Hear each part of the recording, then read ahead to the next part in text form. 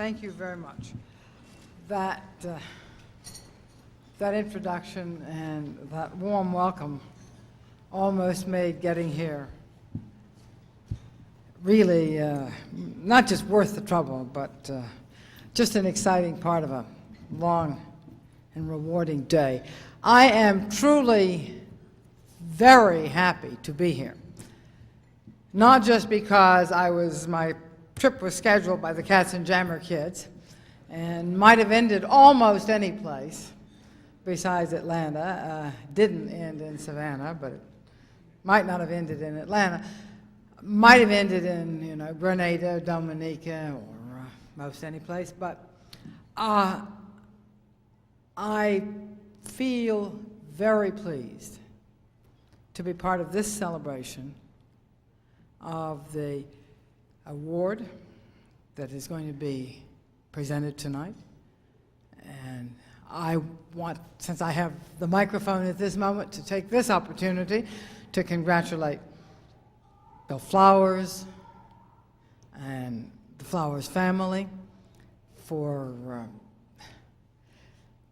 this, not so much for the honor that is bestowed tonight and this leadership award, but for the satisfaction and gratifications of active citizenship, constructive citizenship, and important contributions to our community and our country and our world that Bill Flowers and the Flowers family have made these years.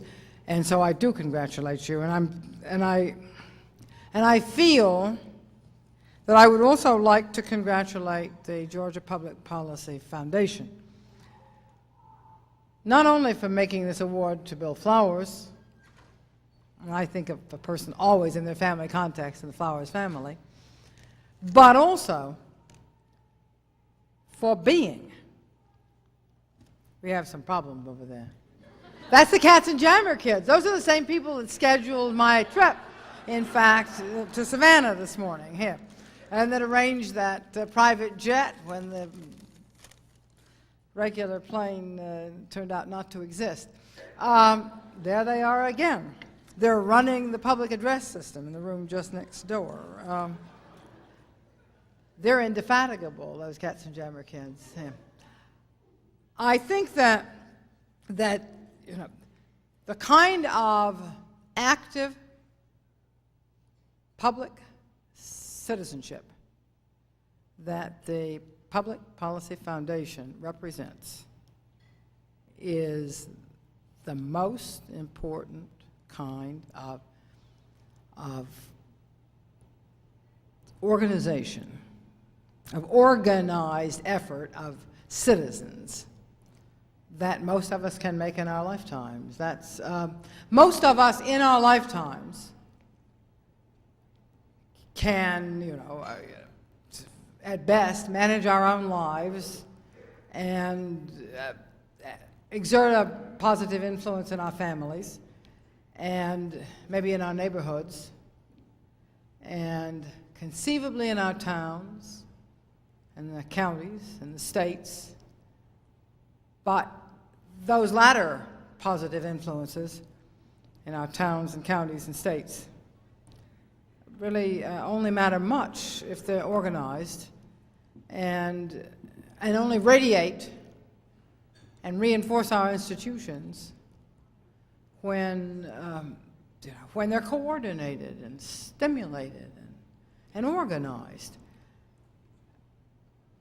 When you know this, I'm sure, that when Alexis de Tocqueville made his famous trips to the United States, the nascent United States in the 18th century, and wrote his famous book, Democracy in America, he said that Americans had, virtues and vices and strengths, and especially, he said, there was one remarkable trait that he found in the United States above all, that Americans were geniuses in the art of association.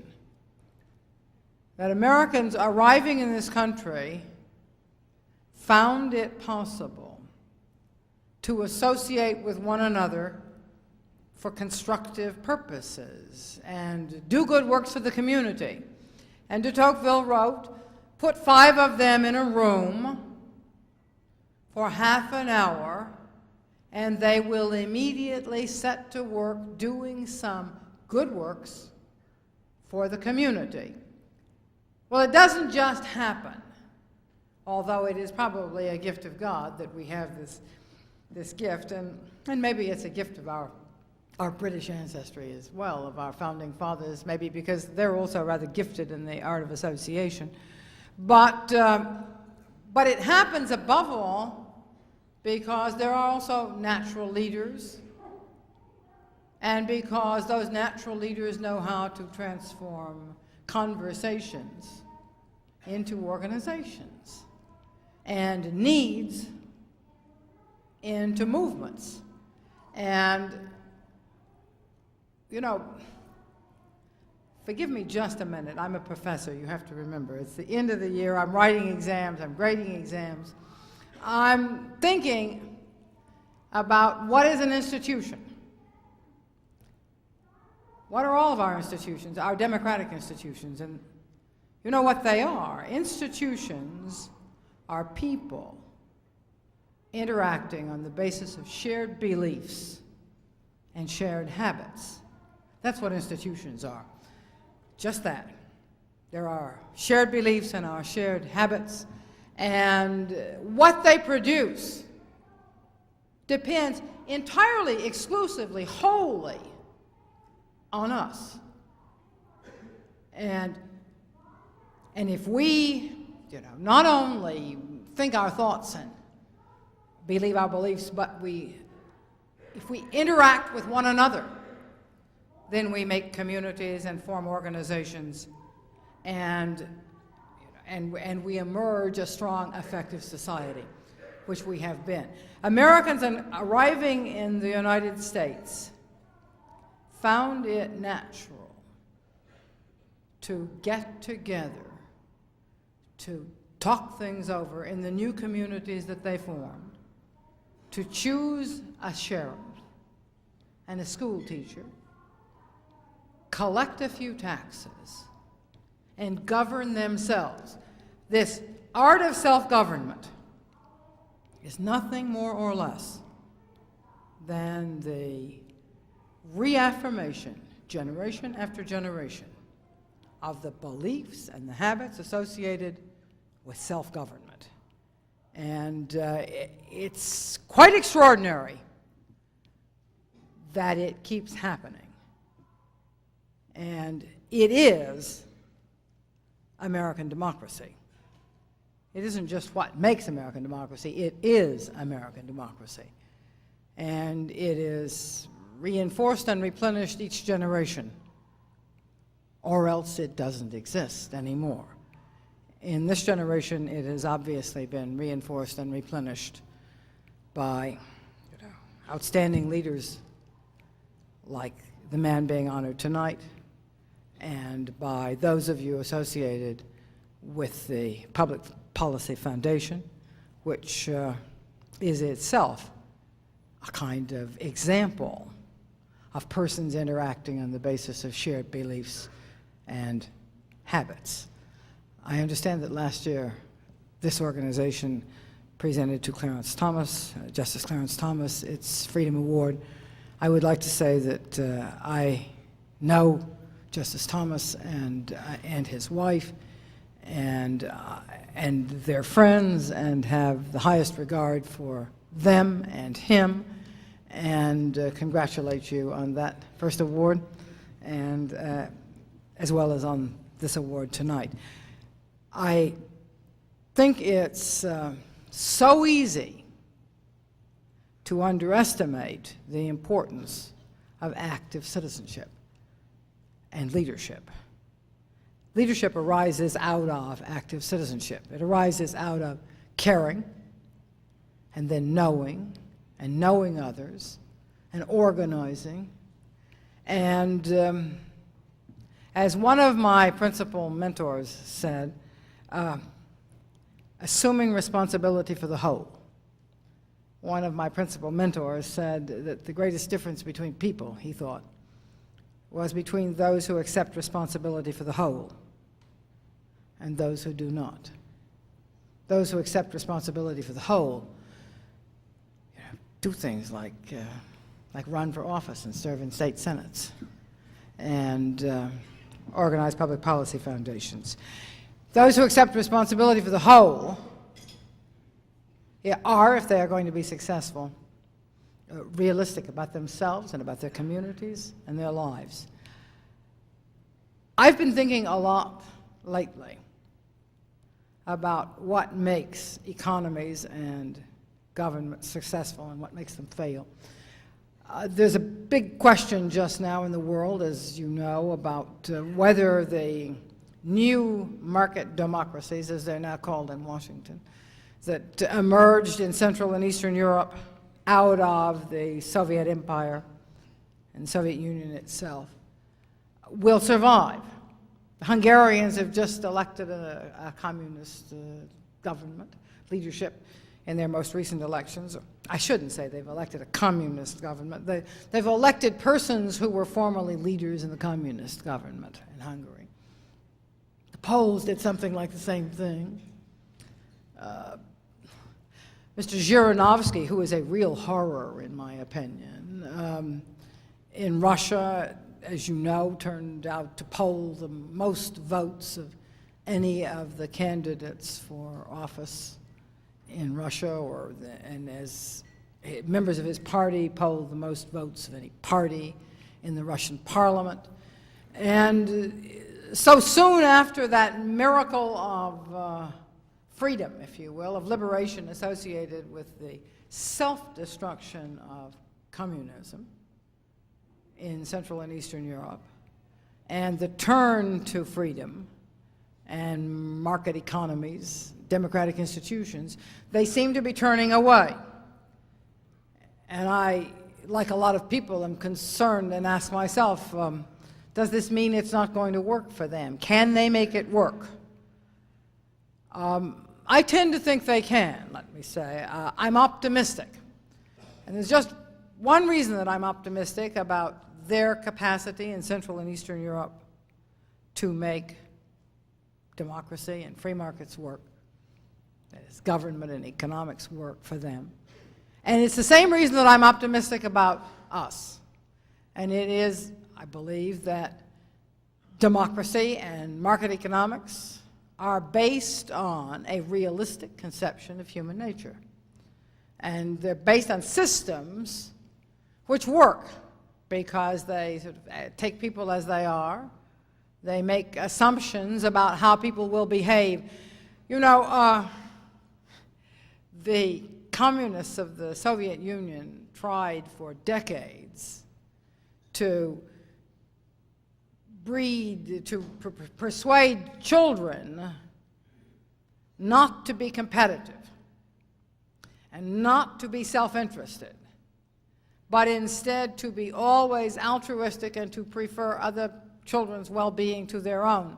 And they not only put all the children in state nurseries where they could teach them whatever they liked, but they devised games and toys especially designed to teach cooperation instead of competition. And they outlawed competition, actually. And they did the same thing in their economic system. They expected that these children growing up would be persons without whom, persons without competitive instincts and practices and habits, and so there wouldn't be any competitive institutions. Well, you know what happened. What happened was an economic system that simply didn't work at all. And it didn't produce the goods, quite literally. And not only could it not produce the goods, but it couldn't distribute the goods once it had produced them. And it finally failed so utterly to satisfy the necessities of the contemporary world for high technology and high-tech educations for all citizens, that the Soviets themselves abandoned the system. That's a very remarkable fact, that they abandoned the system. And Before they did that, though, they did a lot of thinking about what was wrong with their system. And I happened to be with Mikhail Gorbachev for 3 hours on a rather extraordinary occasion in the Kremlin at the time that he was announcing his plan for rethinking, new thinking, perestroika he called it. It was after Glasnost and before the restructuring, and he was telling me and 3 or 4 other people with whom I was present that if I told you who they were, it would sound like name dropping, so I won't. But he was telling us about what they had been thinking about and what they were planning, and he said, we're trying hard to examine what we do wrong and what we do right, and he said, we're looking for clues and we're investigating. For example, I noticed and other people noticed that all over our country there were people were using brand new little girls' dresses to scrub floors and polish cars, and they weren't using scrubbing cloths. And we talked it over and we said, that's very strange. Why is that happening? And so he said, I appointed a committee to investigate this problem. And the committee, he said, reported back only last week. And they reported, now, that you can guess, they reported that the reason this is happening is that in our country, little girls' dresses are cheaper and more plentiful than scrubbing cloths. And so he said, we realized that we need to take some account of supply and demand when we plan our production schedules. This was an incredible conversation, to be having in the Kremlin with the leader of one of the world's greatest powers. I felt as though I had been in the that field that Adam Smith was said to be in when he discovered the invisible hand. That's the visible hand manifested itself as visible. To see the leader of the greatest communist country discovering the law of supply and demand. Chinese, about the same time, discovered that people seem to work harder when they could hope to profit from their labor. That was another one that Adam Smith discovered about the same time as the invisible hand. Chinese discovered, as they sought ways to reform their economy to become more productive, that when they rewarded farmers for producing more, the farmers produced more. And that when they cut the nexus between production, work, and reward, nobody produced much. Chinese call this the responsibility system or the incentive system, and they were very pleased about it. And they began suddenly to be confronted with a problem that no communist country had ever been confronted with. It was a problem of surpluses. They had agricultural surpluses. They didn't know what to do. Marx had never confronted the question of surpluses. That's Nora Lenin. The market system works, it seems to me, because it is based on fundamental sort of human hopes for reward for work, and it recognizes and institutionalizes the link between work and rewards. And socialism never works because it's based on a false principle of human nature. It's an unrealistic principle of human nature. And I believe that democracy works because it's based on a realistic conception of human nature. It's a desire, a normal desire for normal adults to want to govern themselves, to want to look after their interests, to want to have their views respected and taken into account by the decisions of their government. And those desires, which are institutionalized in democracy, are in fact the very basis of self-government. And they're the basis of that sort of civic spirit that causes people to organize groups like the Georgia Public Policy Foundation and get together to talk about improving their community. And, and to try to settle their differences by talking things over rather than simply by shooting one another. We hear a lot of talk these days about the emergence of ethnic differences and how the terrible violence in Bosnia, for example, reflects the inevitable outcome of ethnic hostilities buried for centuries, but now resurging throughout the area. I wonder how many ethnic groups are represented in this room tonight. How many ethnic groups are present on the rolls of the Georgia Public Policy Foundation? Lots. The answer is clearly, look around the room, lots. I think about the inevitability of settling differences among ethnic groups or classes or races or anything with violence. It is not inevitable. It isn't inevitable in the United States. It isn't inevitable in Central Europe.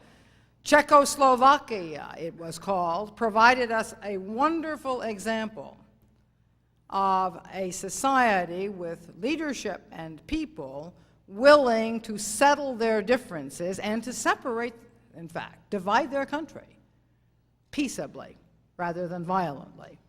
Instead of fighting it out, instead of launching a campaign of ethnic cleansing and driving their opponents out of the country, the Slovaks and the Czechs talked things over. They organized a referendum.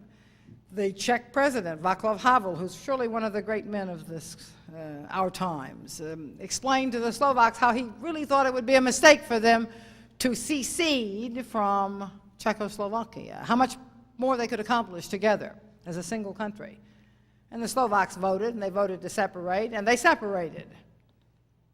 And the Czechs, including their great president, Václav Havel, said, "We're sorry you made that decision, but since you made that decision, we'll respect your decision." And one of these days, they might decide once again to reunite, but today they are separated. That's the Czech model of settling differences.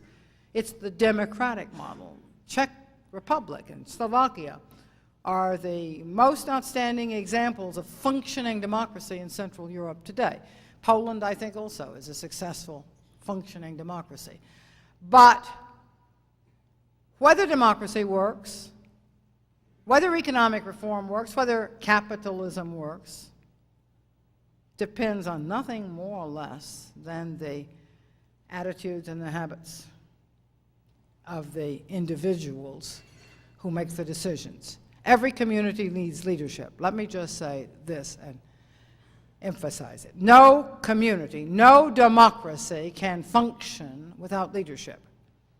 Leaders are, as I said, persons who assume a responsibility for the whole, who assume a responsibility for more than their own lives and their own families, take into account the consequences for the whole community and the whole country of alternative policies.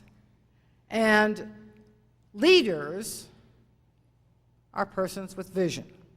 Leaders are people who think about the problems of the whole and find ways for dealing with them and have a kind of capacity to convince others that their problems can be solved and that despair is not necessary, that cooperation is and innovation is. I believe, because I believe what I believe, that the great leaders of the most recent decades have been persons who reminded us of the strength of individuals acting in their own behalf. Persons who have leaders who have advocated decentralization and deregulation of government powers and functions, not only in communist states but in socialist states as well, and even in social democratic welfare states. Our times have been really dominated, it seems to me, by a vision of the of individualism, individual initiative, creativity, innovation, entrepreneurship, as compared to statism and centralization and regulation. It always sounds so good to think of socialism and statism, you know, as the state acting on behalf of others. It sounds altruistic or something. But the fact is, people always act more effectively when they act on behalf of their own selves, families, communities, countries, and they act more economically, and they act more efficiently when they act on issues and subjects which they're competent about and which they can hope to profit from their labor. I think that not only Ronald Reagan and Margaret Thatcher, you know, but also the great leaders of the democratic revolution of Central and Eastern Europe, the Václav Havels, for example, the Sakharovs, are persons who have respected individual strength. They've respected the individual sources of creativity and innovation and discovery and science. They have understood that though we are united in new ways in our times, in the world, and that isolationism is impossible, that individuals are more effective working for wholes than bureaucracies, in fact. And so they make things work. And they've reminded us that our own strength as a country depends on individual liberty, on the individuals who have the incentives and the creative capacities to assume the responsibilities, to undertake the risks, to make things work. And I think the people here tonight already know those lessons. The Georgia Public Policy Foundation knows it. I think Bill Flowers knows those lessons and embodies them and contributes to their realization. And it's a very great pleasure to be here with you tonight and to honor this man. Thank you.